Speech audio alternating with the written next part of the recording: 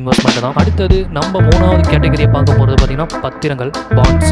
So பாண்டில் பார்த்தீங்கன்னா நிறைய விதமான பாண்டுகள்லாம் அவைலபிளாக இருக்குது. கடன் பத்திரங்கள் இருக்குது, அரசு சார்ந்த பத்திரங்கள் மற்றும் தனியார் துறையோட பத்திரங்கள் எல்லாமே இருக்குது. ஸோ இது என்னன்னா, ஸோ சிம்பிளாக பார்த்தீங்கன்னா இந்த பாண்டில் என்ன எழுதிருப்பாங்கன்னா ஒரு அக்ரிமெண்ட் இருக்கும். ஸோ இந்த வருஷத்துக்கு இவ்வளோ அமௌண்ட் இன்ட்ரெஸ்ட் ரேட்டில் நாங்கள் இவ்வளோ பே பண்ணுறோம், ஸோ உங்களோட ப்ரீமியம் அமௌண்ட் இவ்வளோ ப்ளஸ் இந்த இவ்வளோ இன்ட்ரெஸ்ட் ரேட்டுங்க தெளிவாக உங்களுக்கு ஒரு பாண்டு வந்து அடிச்சு கொடுத்துருவாங்க. ஸோ அதை வந்து நீங்கள் வாங்கி வச்சுக்கலாம். ஸோ இது பார்த்தீங்கன்னா இதில் சேஃபான இன்வெஸ்ட்மெண்ட் பாண்ட்ஸ் பார்த்தீங்கன்னா ஏ டைப் கேட்டகரிக்கு பாண்ட்ஸ் தான். ஸோ இது மூலியமாக வழங்கப்படும் RBI ஃப்ளோட்டர் ரேட்டட் பாண்ட் சொல்லிட்டு இதில் 8.05% இன்ட்ரெஸ்ட் ரேட்டில் பே பண்ணுறாங்க.